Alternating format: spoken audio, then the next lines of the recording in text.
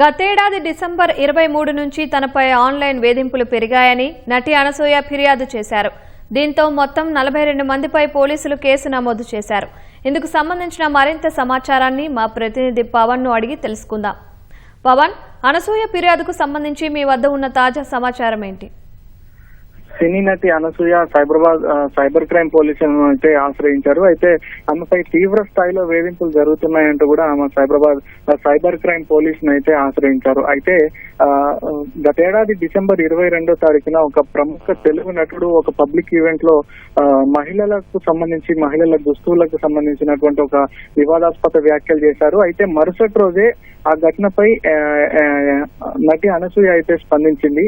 23/12/2025 అంటే గతేడాది డిసెంబర్ 23వ తారీఖున ఆమె స్పందించడం జరిగింది. అయితే ఎప్పుడైతే ఆమె స్పందించిందో గతేడాది డిసెంబర్ 23న అప్పటి నుంచి తనను వ్యక్తిగతంగా చేసుకుని సామాజిక మాధ్యమాల వేదికగా కూడా తనపై దాడికి దిగుతున్నారంటూ, అప్పటి నుంచి తనను వేధింపులకు గురి చేస్తున్నారంటూ కూడా నటి అనసూయ అయితే సైబర్ క్రైమ్ పోలీసులకు ఫిర్యాదు చేసింది.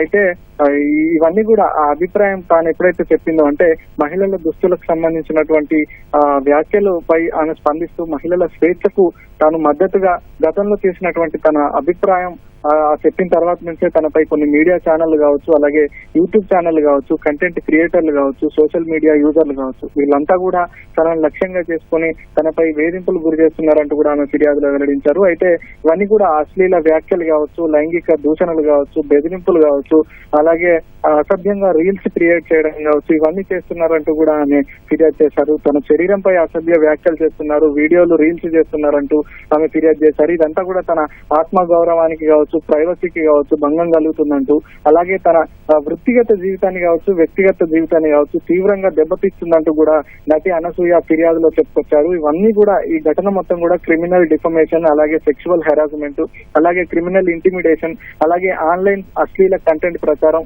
అలాగే ఏఐ ఫోర్జరీ వంటి తీవ్రమైన నేరాలు తనపై జరిగాయంటూ కూడా ఆమె ఆరోపించారు. అయితే నటి అనసూయ చేసినటువంటి ఫిర్యాదుతో సైబర్ క్రైమ్ పోలీసులు దాదాపుగా 42 మందిని నిందితులుగా చేర్చారు. కొంతమంది వ్యక్తులు కావచ్చు, కంటెంట్ క్రియేటర్లు కావచ్చు, సోషల్ మీడియా యూజర్లు కావచ్చు, అలాగే ఆన్లైన్ మీడియా పేజీలు కావచ్చు, వీళ్ళందరిపై కూడా కేసులు నమోదు చేశారు. అయితే కేసులు నమోదైనటువంటి వారిలో మనం ఒకసారి చూసుకుంటే బొజ్జ సంధ్యారెడ్డి, ప్రియా చౌదరి, గోగినేని, పావని, శేఖర్ భాష, రజని, కరాటే కళ్యాణి, విజయలక్ష్మి, అలాగే టీవీ యాంకర్ రోహిత్, అలాగే మరో ఛానల్ యాంకరు, అలాగే Durga, ETV anchor TV anchor Manoj, అలాగే మరో 25 మంది సోషల్ మీడియా ఖాతాదారులు కూడా ఉన్నారు. అయితే నిందితుల పేర్లతో పాటు సోషల్ మీడియా లింకుల్ని కూడా అనసూయ ఫిర్యాదుతో జత చేశారు. ఆమె ఫిర్యాదుతో అయితే పోలీసులు కేసు నమోదు చేసి అయితే దర్యాప్తు చేస్తున్నారు. అయితే ఈ పోలీసులు తదుపరి చర్యలు ఎలా తీసుకుంటారు?